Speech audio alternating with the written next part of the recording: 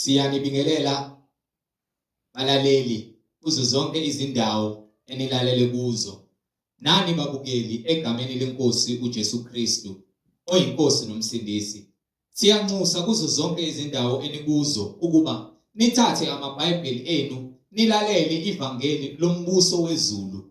Lapho kushunyayelwa khona ukuphenduka nokuthethelelwa kwezono nokubhabhadiswa egameni likaJesu Kristu, oyinkosi nomsindisi ezimpilweni zethu.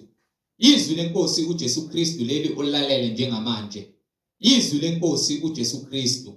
Kulabo abalalele emva kokulalela, abafisa ukubhabhadiswa egameni likaJesu Kristu, nalabo abanemibuzo mayelana neBhayibheli, nalabo abanobufakazi uJesu Kristu oyinkosi nomsindisi, esekunikezile ubufakazi kuba uthule kuzo zonke izindlebe ezilalele eziyimisele ukuzwa ebungcweleni naseqinisweni ngobufakazi bakho, ukuba nixhumane nathi kule mniningwane esoyishiya njengamanje.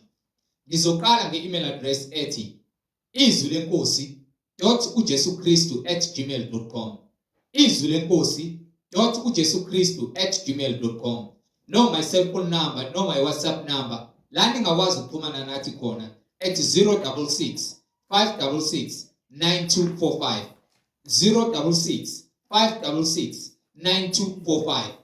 Izintumayelo nezimfundiso ziyatholakala zonke ku-YouTube, lapho ungahlala khona phansi uphethe iBhayibheli lakho ulalelisise kube ngabe lokhu okuzwayo kuyafakazelwa yini imibhalo engcwele. Njengakho konke esimfundisa khona, sinishumayeza khona, kufakazelwa imibhalo engcwele, iBhayibheli. So ku-YouTube uzosearcha uthi izwi lenkosi uJesu Kristu, izwi lenkosi uJesu Kristu. Ungakhohlwa ukusubscribe, ungakhohlwa futhi nokupressa i-notification button ukuze ngaso sonke isikhathi uzoyithola izimfundiso eziphilileyo ezisiholela ebungcweleni naseqinisweni. Ungakhohlwa nokusharisha ilink nabo bonke abantu obaziyo, ikakhulukazi labo ohlanganyela nabo ngaso sonke isikhathi. Manihlanganyela nithi niyakholwa ukuthi uNkulunkulu wadala izulu nomhlaba, nivumelane ukuthi uJesu Kristu uyinkosi nomsindisi ezimpilweni zenu, ukuze wonke umuntu ahlolisise imfundiso asuke eyifundiswa nasuke eyishunyayezwa kube ngabe iyafakazelwa yini imibhalo engcwele. So ku-YouTube sharisha ilink izwi lenkosi uJesu Kristu, izwi lenkosi uJesu Kristu. Ake sigobithe amakhanda, sibhala amehlo, sibonge ubaba wethu osezulwini, nokuba sicele uJesu Kristu oyinkosi nomsindisi ukuba asoke amadlebe ethu, singabi ngontamo olukhuni, silizwe ilizwi lakhe ngaso sonke isikhathi mayisifundisa umoya ongcwele lishunyayezwa ezimpilweni zethu. Ake sigobise amakhanda, sibhala amehlo, sibonge. Baba wethu osezulwini, malingcweliswe igama lakho Nkosi uJesu. Umbuso wakho mawufike, intando yakho mayenziwe emhlabeni njengasezulwini. Usiphe namhlanje isinkwa sethu semihla ngemihla. Usithethelele amacala ethu njengoba nathi sibathethelela abasonayo. Ungasingenise ekulingweni, kepha usindise kokubi, ngokuba umbuso ungowakho namandla nenkazimulo uJesu Kristu uyinkosi nomsindisi. Amen. Balaleli, yamukelana umfowethu uMhlengizondi ozobe sihola ngokwemfihlakalo yembhalo, umoya ongcwele elusa izimvu zakhe, ekhanyisa isibani sezwe esinguJesu Kristu oyinkosi nomsindisi. Sheshisani nithatha amabhayibheli sihambisane kule ndlela yobungcwele. Amen. Amen. Siyanibingelela bazalwane egameni likaJesu Kristu umnini mandla onke. Inkosi yomusa, inkosi yokuphila, ongenasiqalo nongenasiphetho, uAlpha noOmega. Siloke sithule bona ubufakazi ngalo iBhayibheli ukuthi yinye inkosi, yinye inkolo, munye umbhaphathiso egameni likaJesu Kristu, ongenamlekeleli, ongenambonisi, yena konke azakhele ngamandla akhe. Siyambonga uNkulunkulu ngomusa senzele wona ukuba sikwazi ukuvuka ekseni sinezindawo yokulala nokuhlala nempahla zokugqoka kanye nokudla. Kungumusa wakhe ukuba sikwazi ukuthi sithole lokhu esinakho, ngokuba yena uyasibonelela ukuba sikwazi ukuthi siphile, silale sidlile, sikwazi futhi ukuthi sigcwaliswe ngomoya wakhe kulabo abafuna umoya wakhe ngokweqiniso nangendlela uNkulunkulu afuna sibe yiyo. Ke bazalwane, sibonga uNkulunkulu ngabapostoli bakhe abangcwele, abaprofethi bakhe abangcwele kanye nendodana yakhe uJesu Kristu amthumela emhlabeni ukuba azofela thina ukuze sithole ukuphila. So ngikuzila ngithi sohlala kahle futhi. Hlala ngikona. Isikhathi sokudlala kusona lesi niyezwa. Sinikile ithuba lokuthi nidlale nokuthi nicule. Manje isikhathi sokulalela. Siyezwana? Ngifuna ukuzwa amen. Siyazwana? Okay. Kubalulekile ukuthi mesila endlini sihloniphe ngokuba sikhulumi ngami. Sikhulumi futhi ngani? Sikhulumi ngogogo nomkhulu, sikhuluma ngobani? ngoJesu, ngoNkulunkulu. So kufanele sikhombise ukuhlonipha. Siyazwana? Amen.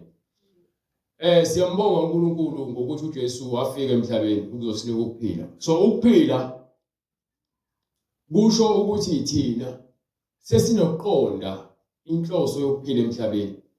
Uma sesinenhloso yokuqonda ukuphila emhlabeni, sesiphila lempilo esiyabelwe njengokusho kwemibhalo, lokho kusiholela ekutheni sibe nokuphila okuphakade ngoba senza njalo okwenziwa ubaba wethu osezulwini.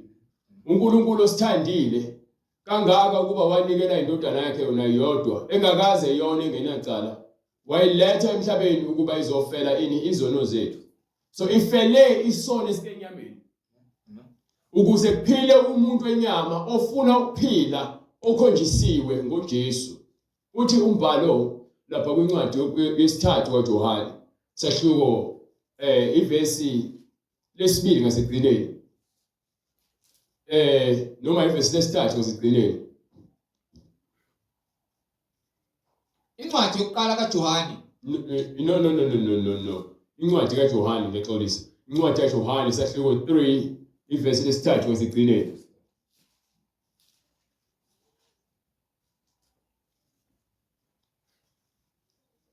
Ngokuba lowo uNkulunkulu amthumileyo ukhuluma amazwi kaNkulunkulu. Uma uNkulunkulu ekuthumile njengoJesu, uNkulunkulu wayekuyena. uNkulunkulu uma ekuwe ukhuluma ini? Amazwi kaNkulunkulu. Awukhuluma kwakho ngokuba kwakho kufakazela inhliziyo yakho, kepha ukhuluma amazwi kaNkulunkulu alowo akuthumile. Uma kukhona inkosi emhlabeni noma umzali wakho ekuthuma kamakhelwane, awufike kamakhelwane ukhulume okucabangayo. Ukhuluma amazwi okuthunywa ubaba noma umama. Uma kuthiwa hamba ucela usawoti, awufike uthi ucela ushukela ngithi. Ivangeli likaNkulunkulu uma kuthiwa sishumayele ukuphenduka sibuyisela abantu enkosini, asishumayeleli ukuthi abantu basithande. Asishumayeli sishintshe ivangeli ngenxa yokuthi sifuna abantu bezwe kangcono, kepha sikushumayela lokho esikunikile. So uJesu ukuze avuswe ekufeni bekufanele akhulume amazwi kaNkulunkulu. Ukuba wazikhulumela okwakhe wayengeke aze avuswe ekufeni. So uma ethi umbhali ngokuba lowo uNkulunkulu amthumileyo ukhuluma amazwi kaNkulunkulu, ngokuba akaniki umoya ngokulinganisela. Uyise uyayithanda indodana, wanikela konke esandleni sayo. Okholwa indodana lowo okholwa indodana. So sifanele ukukholwa yilowo ovela kuJesu ukuze siphile, sithole lesabelo sokuphila okuphakade. Uma unesifiso sokuthi uthole ukuphila okuphakade, uvuke nalabo abangeke balahlwe, abayothola ukuphila okuphakade, abayohlwithwa, bahlangane nenkosi emoyeni. Ufanele ukukholwa uJesu, amazwi akhe. Okokuqala fanele ukukholwa ukuthi uJesu uyindodana kaNkulunkulu. Ukuthi kanjani usuke sowuqondile umbhalo ngesikhathi uchazelwa ukuthi uJesu Kristu uyindodana kaNkulunkulu kanjani, bese kuvela ukuthi uyindodana kaNkulunkulu uJesu ngokwamandla, not amandla nawo, but indlela akhiwe ngayo yena, wakhiwa uNkulunkulu kwisibeletho somuntu wesifazane. So uma uJesu esakhiwe wakhiwa uNkulunkulu ngokwesiprofethi esasithunyeziwe ukuthi kuyakuzalwa indodana ekuthiwa iyakuba umsindisi. So mase ukukholwa ilokho ke uyaqala ukukholwa ukuthi uJesu uyindodana kaNkulunkulu ngokwamandla bese azoba indodana kaDavide ngokwenyama. Ngokwenyama uzalwa ngaphansi kwesizukulwane sikaDavide. So lokho kumenza ukuthi njengokuba ezalwa ngaphansi kwesivumelwano somshado kaJosefa noMaria. uJosefa uzalwa ngaphansi kwesizukulwane sikaDavide. So ngokuba uJesu uzalele ngaphansi komshado noma ngokwenyama engeyena wakaDavide kepha ngokomoya unguyindodana kaNkulunkulu. Bese kuthi ke ngokwenyama ngokwesivumelwano somshado azalelwe ngaphansi kwaso unikelwe kuphi ngaphansi kwenzalo kabani kaDavide. Understand? So ngaleyo ndlela leyo kwenza ukuthi uJesu abe indodana kaNkulunkulu ukusho okugcwala umlomo lokho moqonde ukuthi uJesu Kristu uyindodana kaNkulunkulu. Mawuthi indodana kaDavide ukusho ukuthi ngokwesivumelwano somshado azalelwa ngaphansi kwaso njengokwesiprofeto uphuma umsindisi. Kahle okwangempela akazalwa ngokwenyama ngaphansi kwesizukulwane sikaDavide. Akazalwa uJosefa ngo. Uzalwa uNkulunkulu uJesu. Ngamandla kaNkulunkulu uyazala. Bese kuthi ukuphila kwakhe emhlabeni uNkulunkulu esefikile emhlabeni wehla wazongena kwindodana yakhe. Ezindaba uthi uJesu mina noBaba simunye. Uma yena noBaba usho ukuthi uNkulunkulu ungumoya asikwazi ukumbona ngamehlo enyama. Kepha uNkulunkulu uyakwazi ukuthi azibonakalise ngomuntu angene emntwini bese enza imisebenzi yakhe ngaye umuntu njengoba aye kuJesu. uJesu ngewamnika wonke amandla ingakho avuke ethuneni ngosuku lwesithathu ngomzimba wani wenkazimulo ukuze asheshe agcwalise konke akuzele emhlabeni bese ekhuphukela kuphi ezulwini abuyele esihlalweni sakhe sobukhosi. Akubuyeli inyama negazi ezulwini kubuyela umzimba wenkazimulo osumoya. Lo moya lo kuthiwa wahlangabezwa yifu. So uJesu ke simazi kanjalo uyindodana kaNkulunkulu ngamandla ngokuzalwa emhlabeni kepha isiphetho sakhe ubuyela ekubeni uNkulunkulu ngomoya owehlela kuyena wamkhazimulisa esevuka ethuneni wasephinde ezulwini. So umbhali ke uma ethi ke kwincwadi yaJohane isahluko 3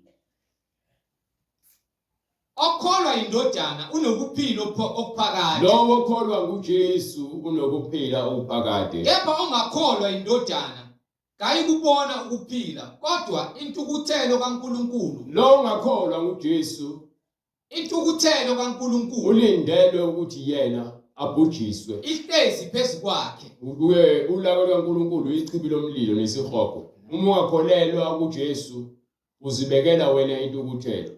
uJesu mefundisa ufundisa athi ke uma iso lakho likwenza wone likhiphe. Ungcono ukungena embusweni kaNkulunkulu uneso elilodwa kunokuthi ungene unamehlo amabili kepha uye esihogweni.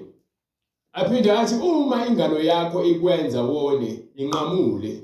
Ungcono ungene embusweni kaNkulunkulu ukuba wena unengalo eyodwa kunokuba ufike nezingalo ezimbili bese kuthiwa isabelo sakho ukulahlwa. Athi kungcono athi uma unyawo lakho likwenza ukuthi ubone lukhiphe ukuze wena ungene embusweni uyisixhwala kunokuthi ungene nezinyawo zombili bese uyalahlwa. Akushiwonga ukuthi khipha ihlo lakho langempela. Lokhu kuyisifenqo noma umfanekiso owenza ukuthi wena uqonde ukuthi uNkulunkulu ufuna wena uqonde endleleni yakho ukuba namehlo amabili kamoya kakhulumi ngamehlo ani enyama. Amehlo kamoya khona ihlo lobumnyama khona ihlo lokukhanya. Kumoya kukhona ihlo lokukhanya kukhona ihlo lobumnyama. uSathane uzenza ingilosi yokukhanya adukise abantu ukuthi benze izinto eziphambene nani nentando kaNkulunkulu. Iso likamoya lokukhanya izwi likaNkulunkulu elikutshela ukuthi ungantshontshi, ungaqambi amanga, ungazondi, ungahlebi, ungabi ufakazi wamanga. Thanda umakhelwane wakho njengoba uzithanda. Ungaphingi, hlonipha uyihla nonyoko ukuze izinsuku zakho zande emhlabeni. USathane ufuna wena uzenze zonke lezi zinto eziphambene nontando kaNkulunkulu. Ufuna untshontshe, ufuna uqamba amanga, ufuna wena uzibone ulungile, uziphakamise kunabanye abantu. So leyo nto leyo ifaka umoya wobumnyama. So uma wena uzibiza ngekholwa ufaka isivasho noma uhamba uyendlini lapho kuthiwa kuyakhonzwa khona, kepha wenza lesenzo noma wenza izenzo eziphambene nalemfundiso oyifundiswayo ngaphakathi ebandleni, wena uqobo lwakho unamehlo amabili ngokuba uyeza kuphi ekhanyeni, kepha wenza imisebenzi yani yokukhohlakala. Akakho ongakhonza amakhosi amabili. Ngeke ukwazi ukukhonza amakhosi amabili ngoba uyakuzonda enye athande enye. So kunezinto zakamoya ezikhulunywa ngazo ukuthi ezenyama. Uma khuluma ngeso ngesandla ngonyawo akakhulumi ngalo lokunyawo lakho. Ngempela unqamula unyawo lakho, isandla sakho, ukhipha ihlo lakho, unqamula umlenze wakho, uphinde wone. Ukhulunywa ngokuthi ungakwenzi okubi. Kungcono kulamehlo nawo kamoya amabili noma imilenze emibili noma yeke okukodwa, kusho ukuthi wenze isifanekiso uJesu ukuthi yenza okukodwa, ungafuni ukwenza izinto ezimbili. Mawenza izinto ezimbili wena ucamalazile. Uthi lapha kwincwadi kaJohane sahluko 1 verse 3 uthi phakathi kwenu uma kukhona umuntu oswele ukuhlakanipha, noma 4 verse 5 phakathi kwenu uma kukhona umuntu oswele ukuhlakanipha, Jakobe, uma kukhona umuntu oswele ukuhlakanipha makacele kuNkulunkulu. Nazi incwadi ekaJakobe isahluko sokuqala verse 3. Uthe verse 5.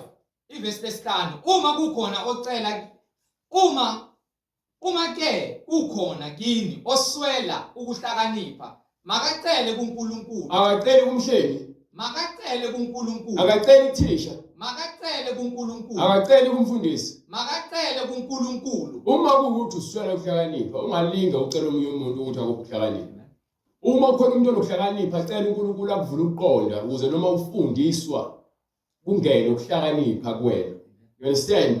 Cela uNkulunkulu akufundise ini? Ukulalela. Cela uNkulunkulu akufundise ukuqonda. Cela uNkulunkulu akufundise ukuhlakanipha ukuze izinto zenzayo uzenze ngokukholwa ukuthi wena lezo zinto uzinikiwe uNkulunkulu. Uma sokholwa ukuthi unikiwe uNkulunkulu usuke uzokwenza lento ekuthiwa ke uNkulunkulu ufuna abantu abanjani? Abalalelayo. Uma ungalaleli uNkulunkulu ngeke azakunike ukuhlakanipha kwakhe ngokuba wena inhliziyo yakho nengqondo yakho namadlebe akho kuvalekile. Abantu bayafeyila ezikoleni ematertiary yasezikoleni. Izinga lokuzinikela ekulaleleni elincane lenza ukuthi imphumela ingabi mihle. You understand? So, empilweni ukuze ube namandla kulonto oyenzayo, fanele kube nekhono noma nesiphiwo osicelile kuNkulunkulu ngokuba zonke izipho ezinhle zivela kuphi? Ngaphezulu. So isiphiwo sokulalela siqhamuka kuphi? Ngaphezulu. Ngalesikhathi uthisha ekhuluma phambili noma ilecture ikhuluma phambili, wena bese kumele wenze umsebenzi bese uyahluleka ingokuba yini ubungalalele noma awuzinikanga isikhathi sokuthi wena wenze ini umsebenzi ngendlela oyalelwe ngayo. So indaba yongalaleli yenza abantu abaningi bawe kuphi? Ebungcweleni, ukuba abamuzwa umoya oyingcwele, bayabezwa kepha abantu.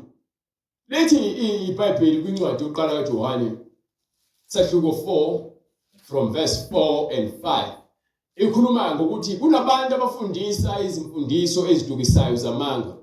Lezo zifundiso abantu bayabezwa abantu abakhuluma izinto ezijabulisa bona. Kepha abantu abakhuluma izinto zikaNkulunkulu ababezwa ukuba yini bakhuluma izinto ezingaphezulu kwabo. Besitheni? Incwadi yokuqala kaJohane isahluko sesine ivesi lesine. Ningaba kaNkulunkulu. So wena ozwa izinto zikaNkulunkulu, iBhayibheli lithi ningaba kaNkulunkulu nina abantwanyana.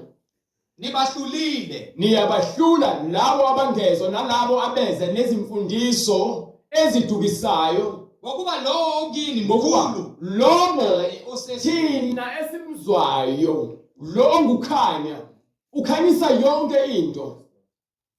USathane wakhetha ukungezwa.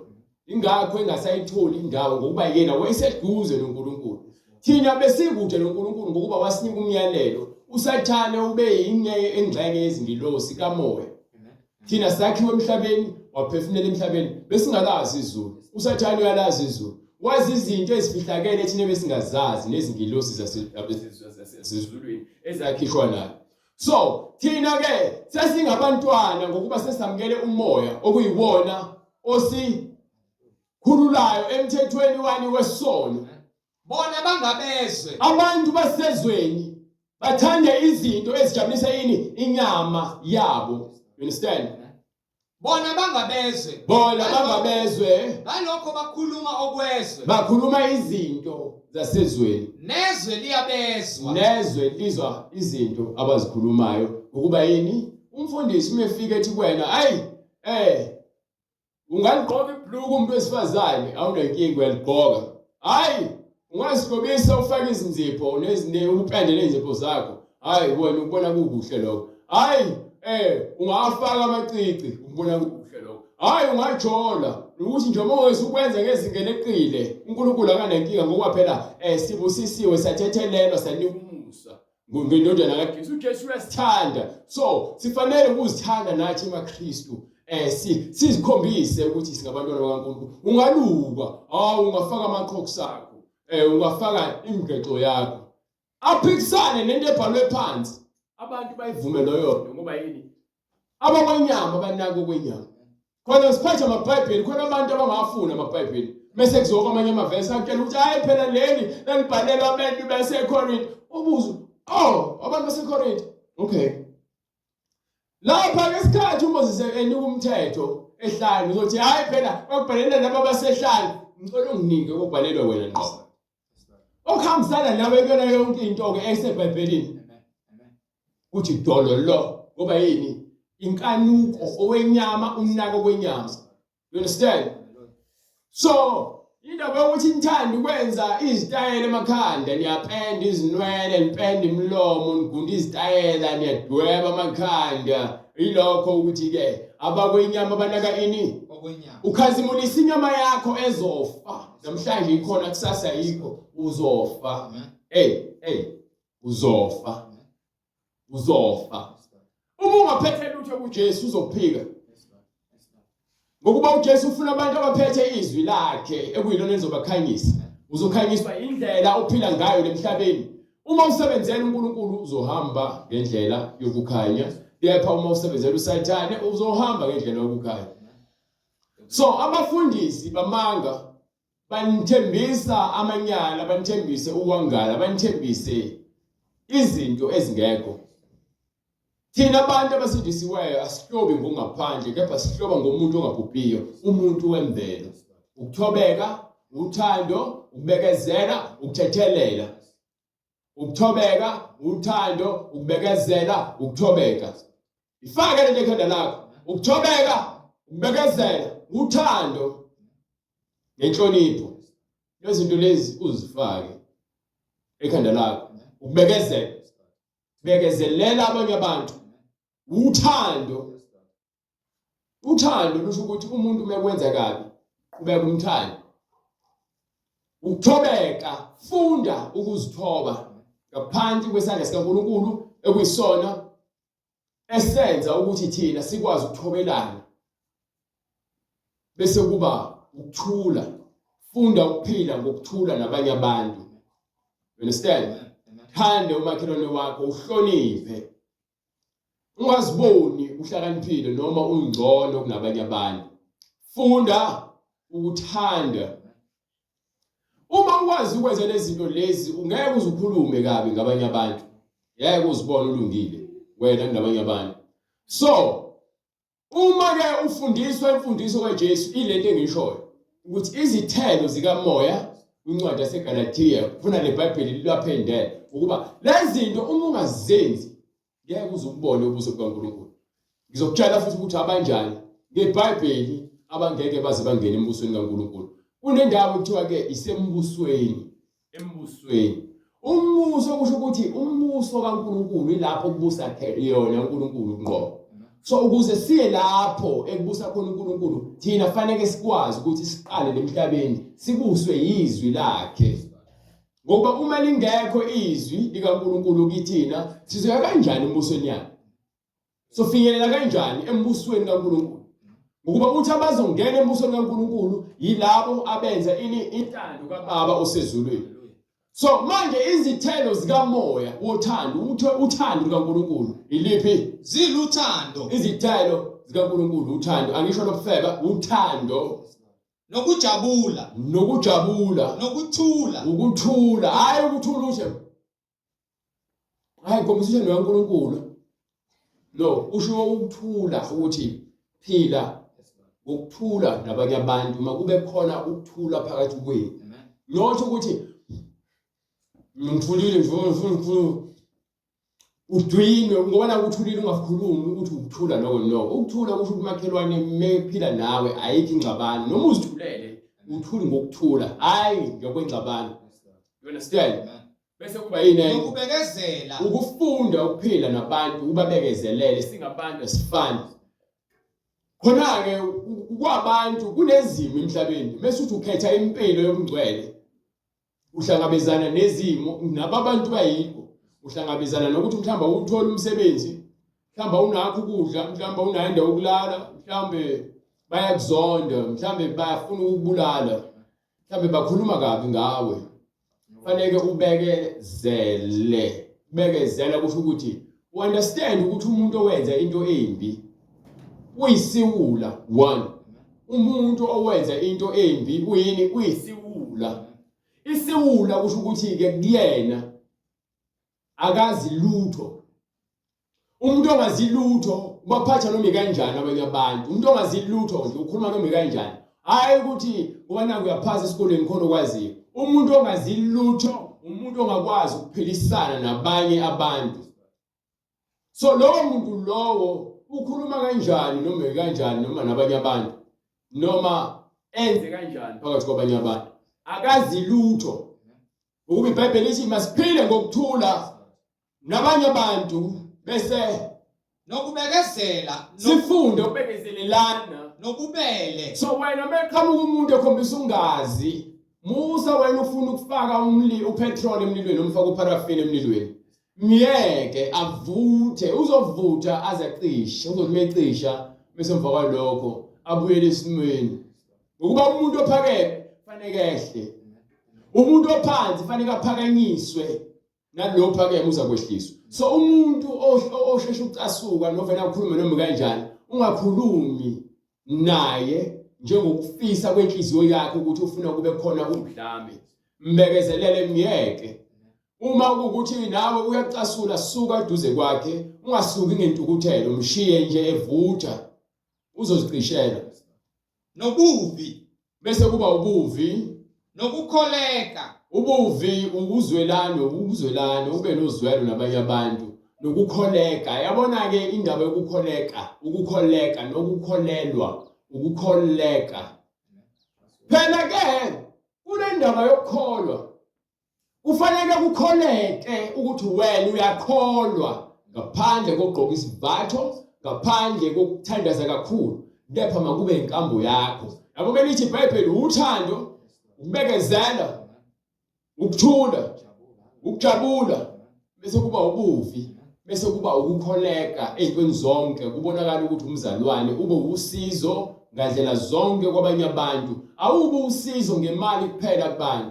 Uba usizo ngazo zonke izidingo ezikhona. Kungabe amazwi okukhuthaza, ngabe umkhuleko, kungabe ukubonisa umuntu, ngabe ukukhombisa umuntu into angayiboni, ngabe ukushumayela ukhombisa uthando lokuthi ukholeke emsebenzini yakhe emuhle. Do you understand? Baningi nobumnene bese uba mnene. Bethiwa bamnene, ukuthobeka nokuba mnene kuwe yinto efanayo. You understand? So uma uthobekile wena ukuthi awuziphakamisi phakathi kwabantu ubonakala sokuvela ukhulume noma nje uvele wenza izinto noma kanjani. Ukhombisa ukwenza izinto ngokuhleleka. Uyafunda ukulalela. Wenza into otshela ukuthi uyenze ngale ndlela le ekufanele ukuthi uyenze ngayo. Incwadi ezofakaza ngayo kule nto engishoyo ithi incwadi yokuqala kaPetru sahluko 5 verse 7 ithi zithobeni noma verse 6 zithobeni ngaphansi kwesandla sikaNkulunkulu. Ngakho zithobeni phansi kwesandla sikaNkulunkulu esinamandla ukuze aniphakamise ngesikhathi esifanele. Ngokuba uNkulunkulu ufuna ukusiphakamisa. Kepha ngeke asiphakamise siphakeme. Abaphakeme fanele behliswe bese kuthi labo abaphansi baphakanyiswe. Ukuba yini? Bona benze ukuthobeka, benza intando kaNkulunkulu, balalela izwi likaNkulunkulu, base bephakanyiswa nguye. Ngokuba uma uzehlisa kukhona ozophakamisa. iBhayibheli liyafakaza ukuthi umuntu makangazincumi yena. Ngoba uzincoma wena uthi nje ave ngimuhle, leyo nto ifaka impakamo kuwena. Ukuba wonke abantu ngeke bakutshela ukuthi umuhle. Yebo uma uzozitshela ukuthi angumuntu nje, bebethi abantu avumuhle. Uthi ngiyabonga. Lokho ungakufaka engqondweni uma usuhambeke soqhenyayo ukuthi hayi phela mina ngimuhle, yabo nje mina ngifuna ukutshela mina ngiyichama ngiyazazi ukuthi hey mina ngimuhle bengisibuke esibukweni wathi motivational speakers buke esibukweni uthi wona umuhle uphinde ka10. Uzosho lodwa ka10 ngimuhle bese athi smile ngimuhle uzoyisho lonto leyo bathi awukho muhle kumoya. Umuhle ngokuthi uzibuke uzitshele leyo. Because abantu abangaba motivational speaker benza ube nalento ebathi i-self esteem, ube nekuzethemba wena. I-self confidence ayikho right. But uma uzethemba ngoNkulunkulu wakho okunguye ithini iyalahleka naye ifika ihamba. Uma uzethemba ngoNkulunkulu wakho awuzibongi wena, uzibonga kuNkulunkulu wakho. Understand? So ngaleyo ndlela leyo wena awuziboni utho ngaphandle kwaNkulunkulu owenza utho. Kusho ukuthi umuntu ongabonakali omuhle kuwena nawe omuhle ngaye. You understand? Bandike. Umuntu oyigugu nokuzithiba. Ukuzithiba Akukho mthetho omelana nokunjalo. Khona lento le kuthiwa ukuzithiba. Ukuzithiba ukuthi uzehlise noma uzibambe esimweni. Lapho khona abantu benza izinto bezenza ngokuphapha nangokuhlohlana. Wena uyigweme leyo nto ungenza izinto ngoba nakubona abanye abantu benza bese uthi hayi nami ngizayenza ngokuba yini nobani wenzile. Kusho ukuthi wena wenza izinto ngoba nakukopela awunafundiseka ufundisekile. So ukuzithiba la kuwena kukho ukuthi noma into uyidinga bese usathana kubekele indlela e-wrong yokuthi uyithole. Wena esikhundleni sokuthi uzithibe ulinde isikhathi esifaneleyo, wena ufuna ugcuma uhlale. Ngoba yini ubheka isimo ngaphansi kwaso. Bese ulahlekelwa yini ukuzithiba. You understand? Maningi. Akukho mthetho omelana nokunjalo. So uma wenza lezi zinto ziyizithelo zikamoya. Ayikho into engamelana nawe uma wenza ini? Lezi zinto lezi ezizithelo uNkulunkulu ufuna sithandane emhlabeni. uNkulunkulu ufuna sibekezelelane emhlabeni.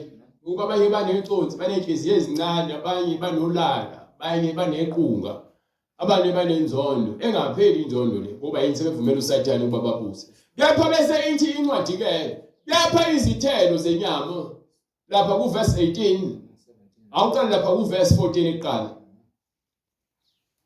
Ngokuba umthetho wonke ugcwalisiwe ezwini elinye. Awucabange umthetho ugcwaliswe ezwini linye, izwi linye eligcwalise umthetho wonke. Wothanda umakhelwana wakho njengokuba uzithanda wena. So ewana manje uzokholwa usahlulwa ukwenza lento le. Yabona le ekhulunywa iBhayibheli manje. Umthetho ugcwalise kulelizwi linye ukuthi funda ukuthanda ubani umakhelwana wakho njengokuba uzithanda wena. Angikhathandi noma uyakeshembe noma emaromini noma uyePentecostal noma uya kuma-Methodist noma uyakubapostoli. Uma uhlulwa yilento ebhalwe la eBhayibhelini, nayo inkolo yakho leyo uzoya esihogweni. Yayizona engikutshela yona mina. Uzoya naye esihogweni. Ngoba yini? Uhlulwa ukwenza into esimple. Unegrudge, unamagqubu, nenzondo, awuxoleli, awuthetheleli, awukwazi ukubekezela. Ngapho uthi ufunda ezulwini ufika ucule la unikela imali. Ngapho mase kufika umuntu ezokubona noma ekhuluma kabi ngawe, so ucasukile, ungcaha uphuma manje. Uyingane kaSathane, uyindodana noma undodakazi kaSathane ngoba inhliziyo yakho nomlomo wakho ugijimela ukwenza okubi ngokusheshsha. Uyazi ukuthi amandla okuphila nokufa agcwele olimini. Ukuba lento elikhuluma umuntu inamandla ngokuphezulu kokwenza isenzo kumuntu. Ngokuba ungamgwaza umuntu bese uthi sorry, I understand. Uma uzokhuluma into embi kumuntu, umbize ngesilima, lo muntu ukholelwa ukuthi uyisilima. Ngokuba njalo kwenzeka into utshela ukuthi uyisilima. You understand? So sifanele ukugwema ukukhuluma amazwi amabi emlomo yethu. Kepha uma kukhona ukwebhana nokulumana, sidlana, qaphelani ukuba ningaqedani. sibhasobe ukuthi umhlaba lo uzubhubhe nje udlame emhlabeni uze kufike ngaphakathi ebandleni. Ebandleni bafundisi abangizikhundla bajabula ukuzoma la ukuba yini bebheka imali engenayo nemali abangayenza uma bangema la. Ivangeli alihambi kanjalo. Ivangeli limi ngokuthi thanda umakhelwane wakho njengoba uzithanda. So umelene nesenzo esibi uma umzalwane ngokuba uhamba ngeBhayibheli. You understand? Baningi. Yebo ngithi hambani ngomoya. Hambani ke manje ngezwi.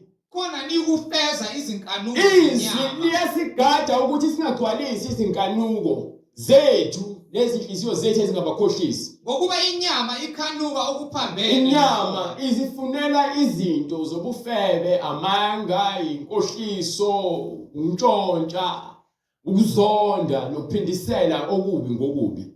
Yebo umoya ukhanuka okuphambene nenyama. Umoya kaNkulunkulu ukhanuka ukuthula, uthando, ukubekezela, ubuvi, ukukholeka.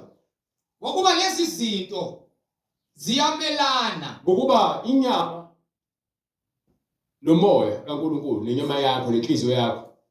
uNkulunkulu ufuna ukuthobisa inhliziyo yakho. Inhliziyo yakho ifuna ukugolozela uNkulunkulu. You understand? Umelene.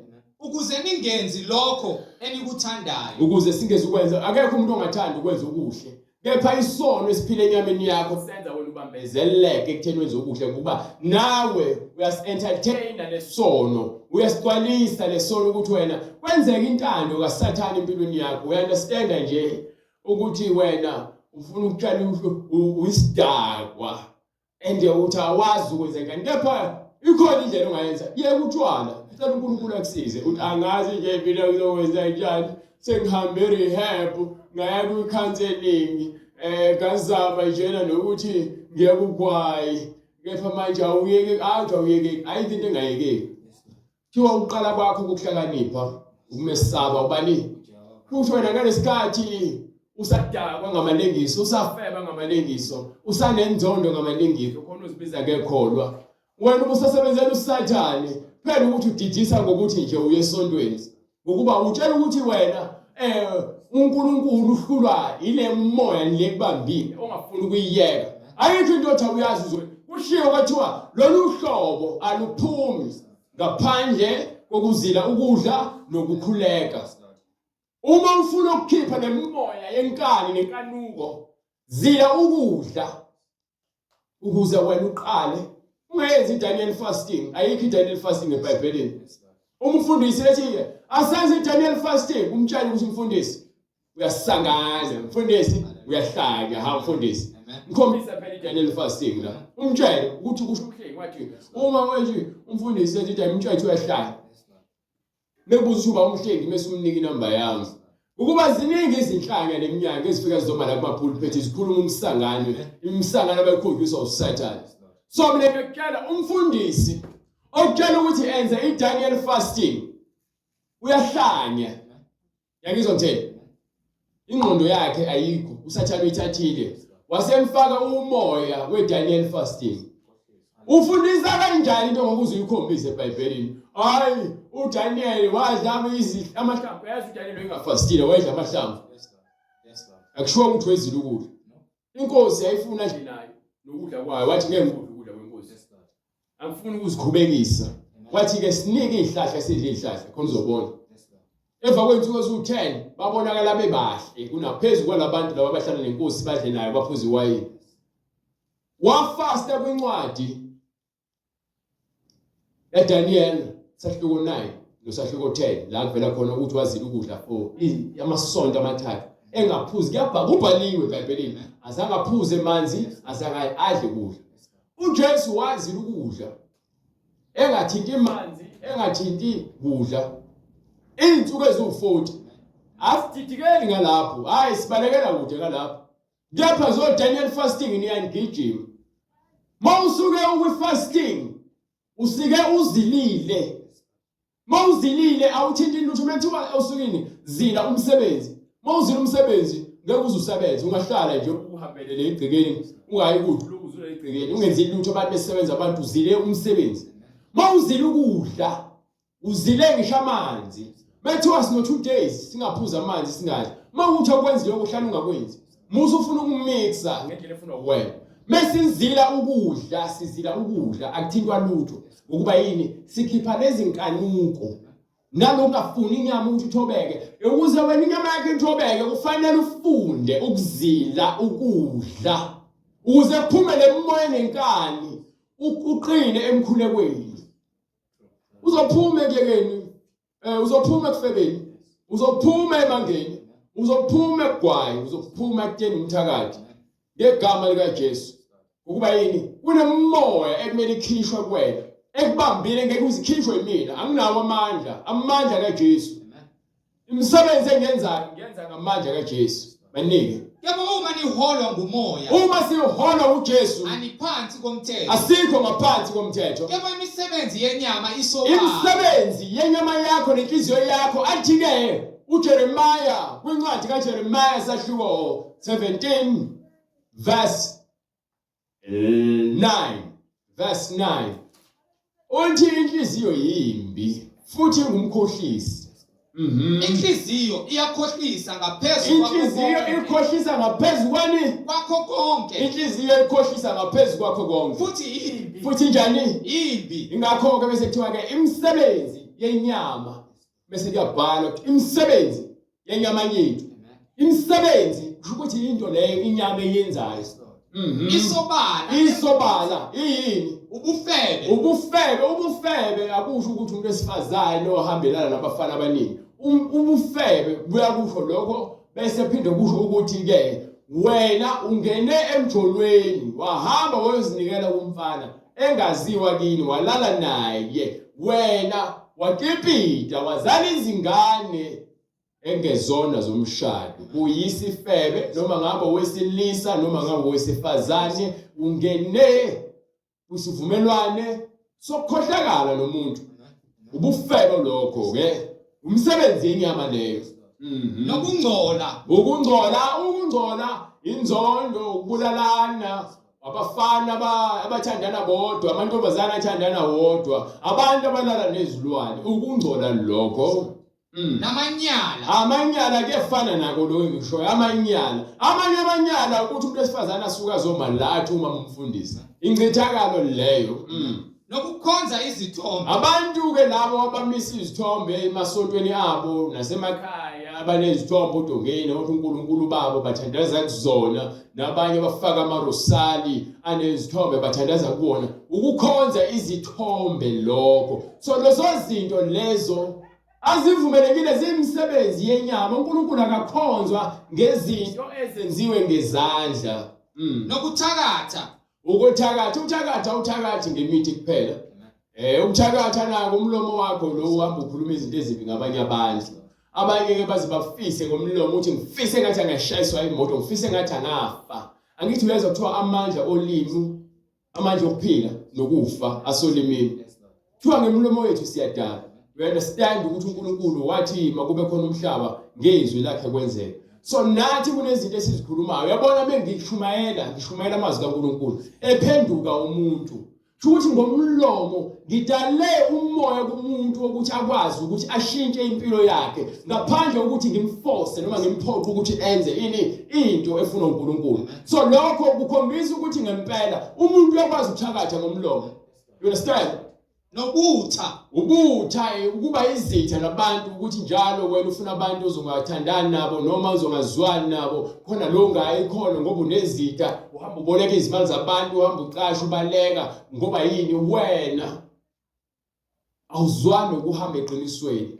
So lonto yenza ubutha ngaphakathi ke bandleni ke indaba zokubanga izikhundla nokuthi ke ubani uzenza ngcono umoya kaSathane lowo odala impakamo owenza kube khona ubutho ukuthi meqhamuka umuntu uthizeni inhliziyo yakho nje ivele isiqifi ivele iphatheke kabe ngathi ungabheka le yini awukakokhulekeli ukuthi wena ulungiswe ube umuntu onothando.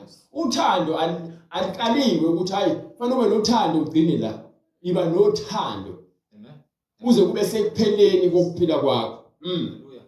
Nokulwa bese kuba udlame ke futhi nomona umoya womona nokuthukuthela umoya wentukuthelo umsebenzi yenyama leyo nokubanga bese kuba umbango ukubanga izikhundla ukubanga imisebenzi ukubanga izinto engenamsebenzi nokwalana nokungathandani kwala inzondo nokwahlukana nokudanga uqhakeke emabandleni yabo lento le khona manje amaqembu amabandla amaningi mina ngiyilokhu ya leyo nto leyo uNkulunkulu akayifuni ngokuba asambi ngalizwi linye. Ubona abantu begcwele internet bethe bephakamisa amabandla abo bengaphakamisa uJesu ngokuba abantu bafuna beze kubona abezeli abantu kubakhonjwe kuJesu.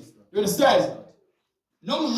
Umhawu umona nesikhwele nokudakwa utshwala lokho kuyimisebenzi yenyama nokuxokozela umsindo nokunjalo engandulela ukunitshela okunye futhi esingafisa ukuthi sinxoxele ngakho njengokuba senganitshela ukuthi abenza okunjalo abantu abenza izinto ezibhalwe laphathi abayikulidla ifa lombuso kaNkulunkulu. Ifa lani lombuso kaNkulunkulu. Ifa lani lombuso kaNkulunkulu. Imfundiso kaJesu lo uthi uJesu lapha kwincwadi uJohane kwincwadi yaJohane isahluko 3 uJohane uMbhapatisi kwincwadi yaJohane uMpostoli uthi isahluko 3 Yes, hallelujah. Iverse lapha sigcine Christ nje besikhona. Okholwa indodana unokuphila okuphakade. Ufuna ukuphila okuphakade balekela imisebenzi yenyama. Kepha ongakholwa indodana. Kepha lo ongakholwa indodana kayikubona ukuphila. So manje ingani iBhayibheli ke angekaza kubone umbuso kaNkulunkulu lisho lento lesho manje angekaza kubone ukuphila. Kodwa intukuthelo kaNkulunkulu. Kepha into emele ukuthi athole ulaka likaNkulunkulu oluhleli phezukwakhe. Yezindaba uqedile ke nikincwadi ezenzo 2:38. Bonke abantu abafuna impilo nokuphila okuphakade mabenze imbhalo njengoba ibhalwe phansi. Musana ukufuna ukwenza izinto ezingafakazelwa eBhayibhelini itshelwa abantu bayafundisa. Balekelani ukuba amavila okufunda iBhayibheli. Thandana amaBhayibheli enu ukuze nithole ukuphila. Akekho umuntu oza kusindiswa ngokuba umfundisi uthena ugcotshiwe. Umfundisi ugcotshwa ngezwi, ugcotshwa ulizwi, akazigcobi yena, awugcotshwa futhi abantu, ugcotshwa uNkulunkulu. So, uma ugcotshwa abantu uzokwenza izinto ezifunwa abantu. Uma ugcotshwa uNkulunkulu uzokwenza izwi lakhe ngokuba uyena ogcobile. Understand? Banike. Sebekuzwa bahlabeka enhlizweni bathi kuPetru nakwabanye abapostoli. Madoda abazalwane. Siyakwenze njani na? Wayesethini uPetru? Phendukani. Yiloyo abhabhathiswe. Egameni likaJesu Kristu. Kukho ukuthethelana kwezono zenu. Khona niyakwamukeliswa. Isiphiwo sikaMoya oyingcwele. Ngokuba isithembiso ngesenu. Esabantwana benu. Esabo bonke abakude. Bonke inkosi uNkulunkulu wethu yakubabiza. Wafakaza nangamanye amazwi amaningi wabayala wathi. Wayesethini? Zisindiseni kulesizukulwane esiphambeneyo. Uyasindisa ngokubalekela kuJesu othi izwi lakhe lisivikele kubona bonke abantu ababalekela kulo. Futhi unganezeli kulona ngoba uma uzifakela kwakho kulona uyotholakala ungumqabemanga bese yakusola uJesu. So balekela ukuthi wena uzifunele okwakho ongafakazela uJesu. Hlala uJesu ngezwi lakhe elipheleleyo. uJesu Kristu inkosi. Bonke abantu abafuna ubhapatiso mabasithinte kule number le oyizwile kuqala inkonzo noma oyibonayo kwi-screen. uNkulunkulu evumile muhle uyakuthola umbhapatiso bese uqale uphile impilo efuna uNkulunkulu njengokusho kwemibhalo ngokuba konke esikwenzayo kulotshiwe ukuze sithole ukuphila okuphakathi. uJesu Kristu inkosi. Siyambonga, sicela uzwe umkhuleko. Baba egameni lenkosi yethu Jesu Kristu, siyaphosa uNkulunkulu namandla izinkathazo zethu zonke phezu kwakho.